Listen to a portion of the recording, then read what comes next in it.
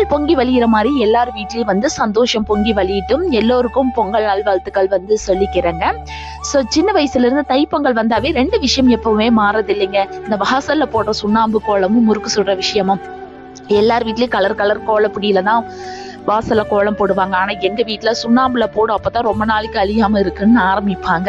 பக்கத்து வீட்டுல எதிர்த்து வீட்டுல மட்டும்தான் முறுக்கு வாசம் வருதுன்னு பார்த்தா நான் கடைசியா நம்ம வீட்லயும் வந்து முறுக்கு சுட ஆரம்பிச்சுட்டாங்க. அத்தையும் அம்மாவும் சேர்ந்து அதுக்கான வேலையை தான் பார்த்துட்டு இருந்தாங்க.